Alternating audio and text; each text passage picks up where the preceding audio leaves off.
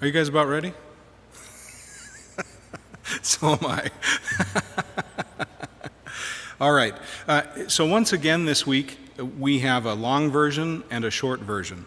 Only this week, there's not that much difference between the two. I'm going to read the long version, probably focus more on what the short version says, but talk about a little bit the long version this week as well. So, the Lord be with you. A reading from the Holy Gospel according to Matthew.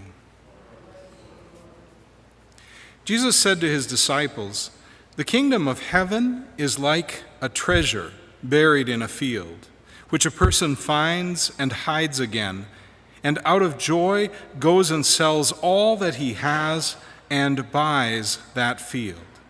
Again, the kingdom of heaven is like a merchant searching for fine pearls. When he finds a pearl of great price, he goes and sells all that he has and buys it. Again, the kingdom of heaven is like a net thrown into the sea, which collects fish of every kind. When it is full, they haul it ashore and sit down to put what is good into buckets, what is bad they throw away. Thus it will be at the end of the age. The angels will go out and separate the wicked from the righteous and throw them into the fiery furnace, where there will be wailing and grinding of teeth. Do you understand all these things?" They answered, "Yes." And he replied, "Then every scribe who has been instructed in the kingdom of heaven is like the head of a household, who brings from his storeroom both the new and the old." The Gospel of the Lord.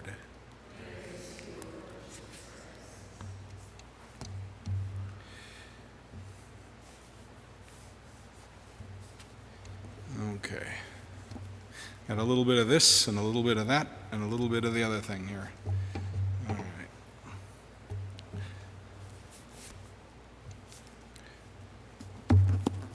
So the first two parables, the first two images of the treasure buried in the field and the fine pearls, the pearl of great price, those are the ones that are in the short version. Everything else is part of the longer version.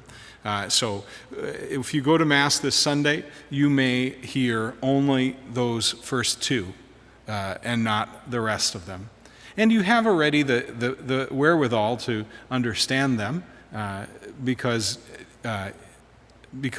you're used to parables by now, after 3 weeks of parables, where Jesus kind of puts us into the story. These parables are unique to Matthew, although the story of the fish being sorted, there's something of this in another gospel, right? There's another point at which there's a haul of great fish. You recognize that from John's gospel, right? Where they pull in the nets. Jesus says, "Throw the nets out on the other side," right? And they pull in all these fish. Well, maybe that's Matthew's gospel. Matthew, there's actually a couple of stories, one at the beginning and one at the end. But that's not a parable. That's something that happened. And it shows the same thing in some ways. But a reason that we might skip this parable about the net and the fish, and the net that they pull up is a dragnet. If you go to the Sea of Galilee and you get on one of the fishing boats that they have in one of the kibbutzes that takes you out onto the Sea of Galilee, what they'll take you on, or what they'll show you as far as a net, is a sort of net that you throw, is a thrown net. And if you throw it well, it makes a big circle and it drops down and catches the fish, and then you pull it up and the fish can't get out. Unless you're like me and you're not a fisherman and you're not very good at throwing it, and then it doesn't make a big circle, it makes this little lopsided sort of oval that won't catch anything because it just slips right by all the fish. But Peter, James, John, and Andrew were all from fishing families, right? And Capernaum was a fishing town. So the models, the images that they use here are connected with the sort of thing that was going on right where they were. And you recall that in the first parable, when Jesus began this series of parables, and by the way, today he ends this series of parables, although we don't get that one. The very next verse says, "And having said these things, he moved on." Right? There's a next verse that indicates that, okay, we're done with the parables. Now we're going to move on to something else. Something else is going to happen after this, not more parables. And actually, this fourth piece is almost like a parable as well, where he talks about a scribe who's been instructed in the kingdom of heaven is like the head of a household who brings from his storeroom both the new and the old. Like a scribe. It's a simile, right? So he's making a comparison here. However, one of the things that you can see in many of these parables is you can see Matthew, St. Matthew, right? Who in another gospel is called Levi. And this is important. One of our presenters one year at our priest conference pulled out Matthew and Levi. He sort of drew out those names. Levi is the tribe of Levi, right? That's the priestly caste. So, the priestly tribe. Why is the priestly tribe such good tax collectors? Because they can read. And they're the ones who are the scribes for the most part. They are the ones that are trained in writing down the scriptures, in reading the scriptures out loud. Everybody in the Jewish synagogue, now we talk about a bar mitzvah, where children take up reading the law. But in those days, there were many people who needed somebody to write down things. And even when Paul, who is an educated man, he has somebody write down what he says. He has a sort of a scribe, a secretary. And so there's this connection with scribes. But the connection with scribes is also kind of a connection with Matthew, who was a tax collector of the tribe of Levi. He's also called Levi, right? So he's a Levite, a priest of the priestly caste, and he ends up being a tax collector. The corruption, there's the old Latin saying, the corruption of the best becomes the worst. So if you take something that's the best of people, they become what is the lowest in society. And so, what else about Matthew? Matthew is also in his gospel. As he writes this gospel, what is he doing? He's always pulling out the Old Testament. He's always drawing from prophecy and from Psalms. We heard that last week, and we hear that especially in the long form of these readings. Matthew keeps drawing from the Old to show what the new is, that the new is the fulfillment of the Old, that Jesus is the awaited Messiah. And so Jesus says, every scribe who has been instructed in the kingdom of heaven, instructed, the word for instructed there is discipled, right? Somebody who's a disciple in the kingdom of heaven. And remember, at the beginning of this, we heard about the yoke, right? A few weeks ago, we heard about the yoke, and the yoke is the law. The yoke is the instruction. The yoke is the Torah. And he's talking, Jesus, as he tells these parables, is talking to the scribes and the Pharisees, and he's talking to the people who have just heard the scribes and the Pharisees say, this guy can't be the guy. So I'm kind of going all over the place, but I'm encapsulating these stories, these parables that Jesus is telling within the context of what's happening right before, again, as I did a few weeks ago. And as we wrap things up, he comes back to a new kind of scribe, a new kind of person who has been instructed, discipled, and who can pull out from the old and the new. So who would that be? It would be the apostles. It would be the disciples who are understanding and listening. That part is really amazing to me. Jesus says, do you understand all these things? I must be a timid student, because when he says, do you understand all these things, I say, I wouldn't say yes. I don't feel that confident, right? I want to go more deeply. I want him to explain some more, right? I want to keep hearing, and so I would say yes more often than not, right? But they say yes with confidence, and he wants them to do that because he wants them to understand.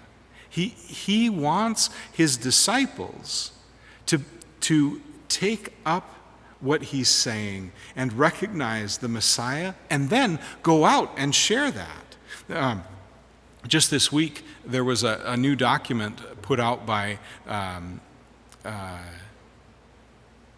think it was the Congregation for the Clergy in Rome, that talks about what a parish is supposed to be.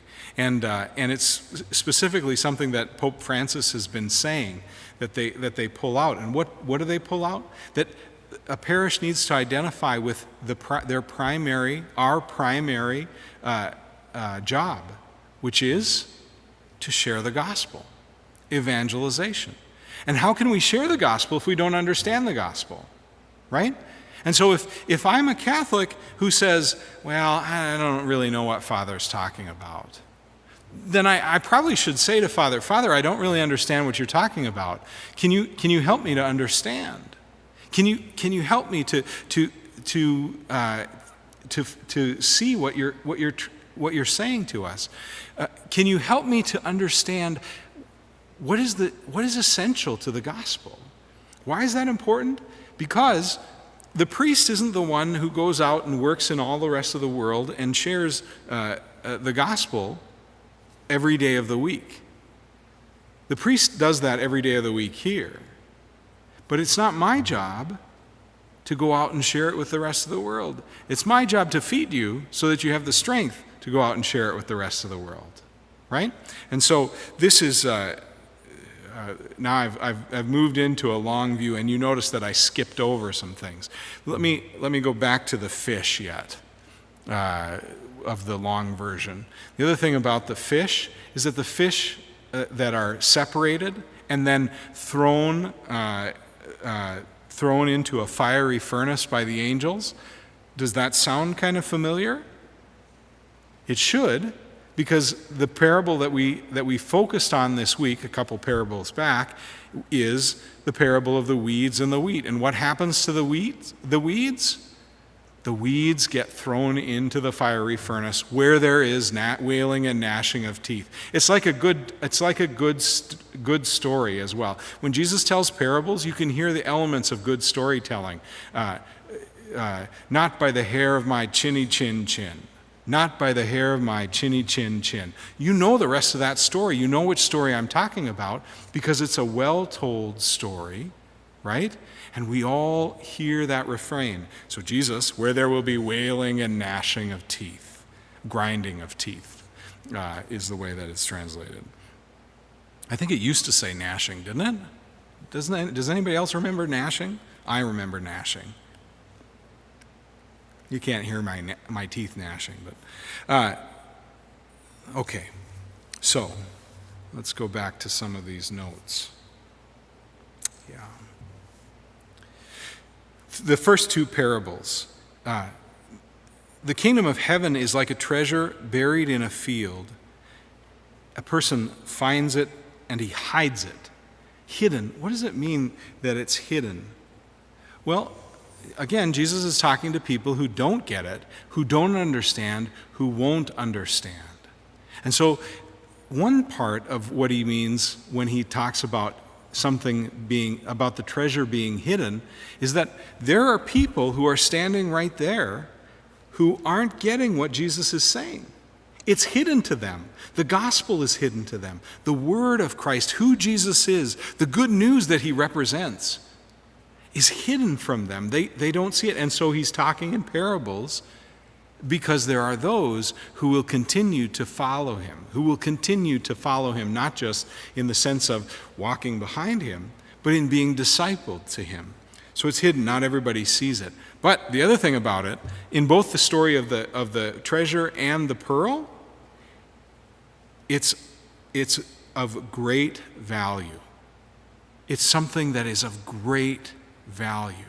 And the person who knows it, who recognizes that, is filled with joy. Did you hear that part where it says the person hides it again and out of joy goes and sells all that he has and buys that field? Out of joy. Is that what you do with the great treasure that we have been given by the church? Is that what I do when it comes to the great treasure that is the church? Oh, gotta get up and go to church.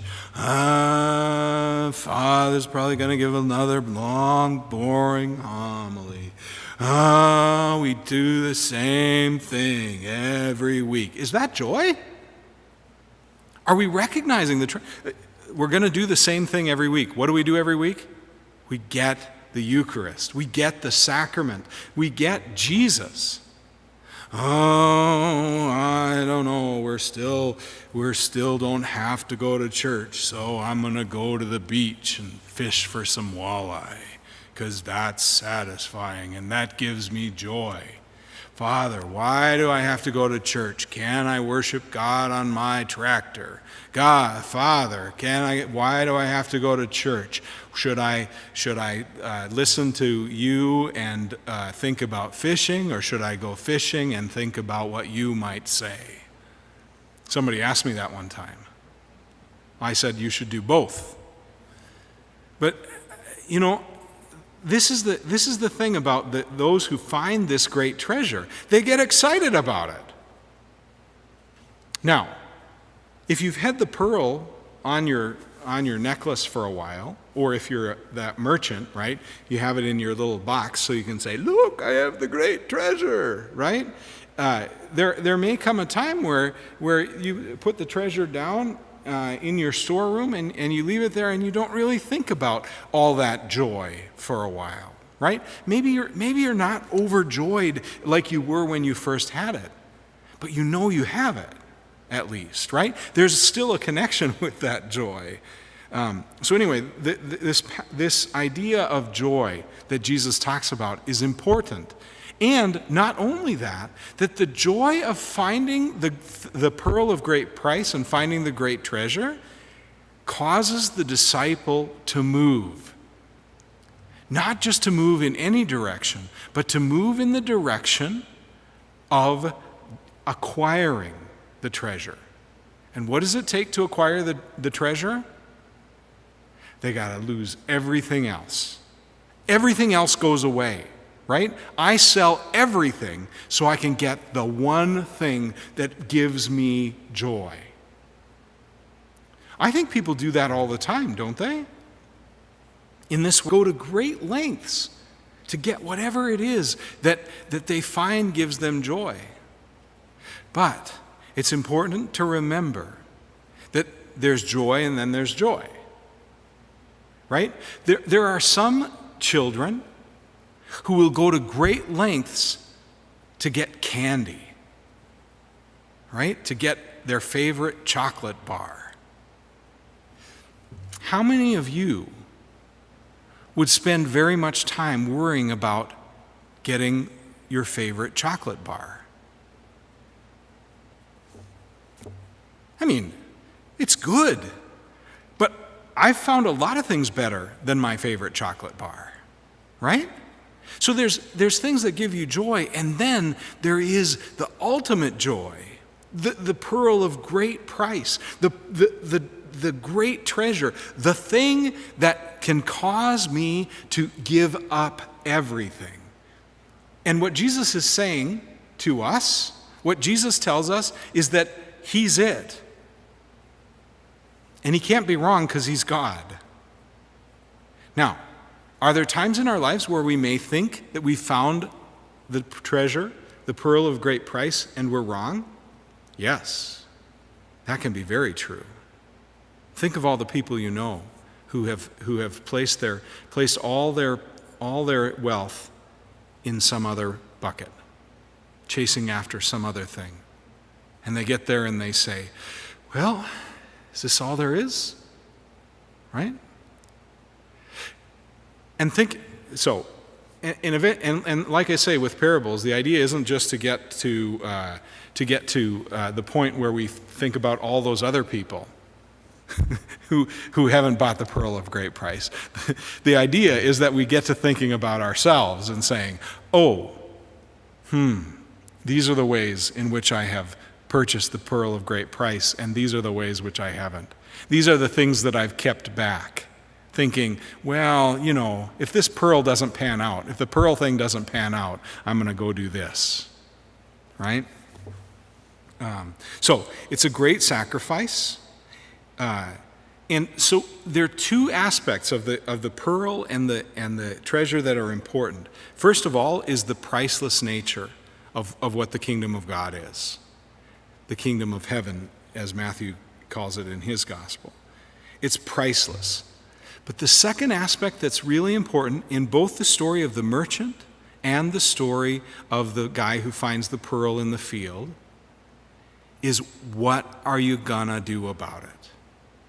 They do something radical when they find the pearl. And so we might look back on our lives and say, you know what the word radical means, don't you? The word radical, you know what a radish is, right? It comes from the same word. It comes from the same root. A radish and a radical and being a radical means you get to the root of things. You get down to the core of it, right? And so have you and I been radical in the sense that, have we gotten to the point where the core of our being, the center, the root, that which brings up the plant, that which brings forward the fruit in our life, is really the right root? So let's see. Was there anything else I want to? So what are we going to do about it? So what we can think about for ourselves then, as we think about this passage, is, have I gotten to the root in terms of my life? Have I gotten to the root of what the gospel is? And as I said earlier when I was talking about the prophets, I would suggest that I don't think the answer is yes or no. I think that when Jesus talks about the fish, some fish good and some fish bad, I think we can put ourselves in those categories. But there comes a point when we're trying to be the good fish, when we're living as the good fish, when we're following as a good disciple, that we don't just say, yes, I'm a disciple, but rather we say, and God is continuing to make me holy. That he is continuing to transform and convert and change me. Now, I want to end with something from St. Peter Chrysologus, who talks about the merchant. And I think he has some nice back and forth as to what we should be. Let no one who hears this take offense at the name merchant. Here, because merchants are people who try to get the best of you, right? They try to get you to buy stuff you don't need, or they want you to pay more money than you should for something. So let no one who hears this take offense at the name merchant. Here, Christ is speaking of a merchant who shows mercy. And it's interesting that there's kind of a similarity in the words and in the roots there. Here Christ is speaking of a merchant who shows mercy, not of one who is always usurously investing his profits from capital. The merchant is the one who provides the adornment of virtues, not the incentive of vices. He weighs the dignity of morals and not the weight of jewels. He wears necklaces of integrity, not of luxury. He flaunts not a display of sensual pleasure, but the earmarks of discipline. Therefore, this merchant exhibits pearls of heart and body, not in human trading, but in heavenly commerce. He displays them not to trade for a present advantage, but for a future one. He trades in order to gain not earthly, but heavenly glory. He seeks to procure the kingdom of heaven as the reward of his virtues, and to buy at the price of innumerable other goods the one pearl of everlasting life. And with that, the Lord be with you. May Almighty God bless you, the Father, the Son, and the Holy Spirit. Go in peace.